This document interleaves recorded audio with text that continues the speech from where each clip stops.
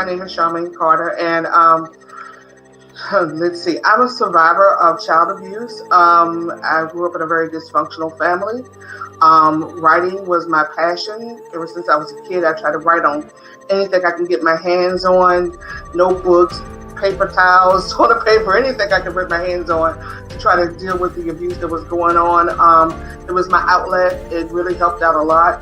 And ended up what happened is I took that channel and I started writing small books, autobiography, Black Family Lives, based on the abuse I suffered. And then I also, I took a turn. I did a nonprofit called Survivors of the Lion's Den, which helped out other people. After I got help myself, I actually had to go through a lot of stuff. I went through drug addiction, alcoholism, and then when I got help, counseling, rehab, that kind of thing. Like I said, I wrote my book, and then I decided to turn and realize a lot of people are using media to tell their stories, and a lot of kids, they don't read books anymore. They, go on YouTube or they go on the internet. So I changed my focus to get to the people who are really still suffering, and did small films, and now I'm doing a documentary.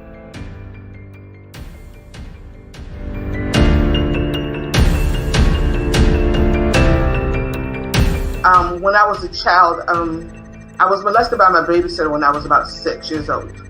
My mom and my father got divorced when I was about 5. So when I was 6 years old, being a child and not having a male father figure in the household, I tended to cling on to this older boy, but I was only 6, so.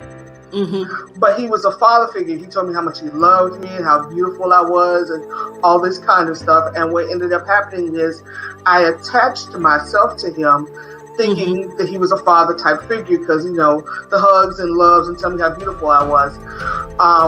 Like I said, he raped me, molested me when I was 6. And my mother's reaction to that was unusual. Her reaction to it at me telling me at the age of 6 was, okay, so yeah, it happened. Okay, that was yesterday. This is today. And so I want you just to move forward.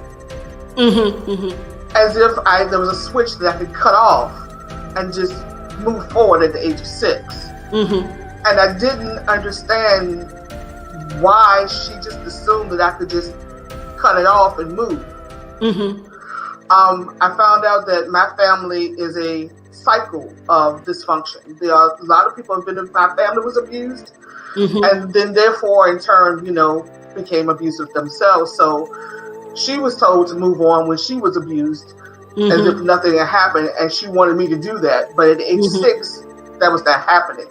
So I was told not to talk about it. That was yesterday. That was a bad thing. Don't talk about it.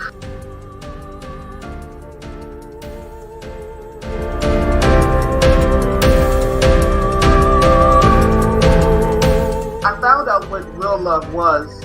2 things. One is I had a godmother, God rest her soul, who actually showed me what love was. In fact, to the point where she wasn't really my godmother. I called her my godmother because she showed me love and kindness that my mom never did. She taught me how to love myself. She showed me by example of what real love is without any strings or any conditions. And I learned that from her, and I thank her every day that she's the reason why I still believe in God, because she came into my life when I was a teenager, when I was going through all this turmoil, and that was my only bright hope or light I had in my life. And then I had a son when I was about 21, and I finally understood what that word agape means. Unconditional love. I love my son no matter what he does, doesn't do. He loves me no matter what I do or don't do. And I never knew that. It took me a while to actually accept that. My son gave me love from the day he was born, but because of all the stuff that happened to me, it took me a while to even accept that kind of love. And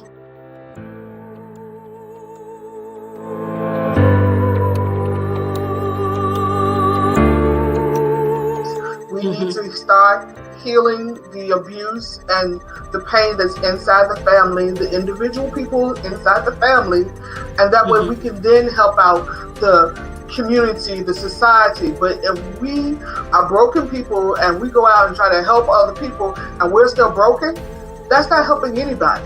We need to fix ourselves, or in the family, help fix the family, and then spread out and try to go to society and the community. Because all ends up happening is you're just putting a patch job over a brokenness.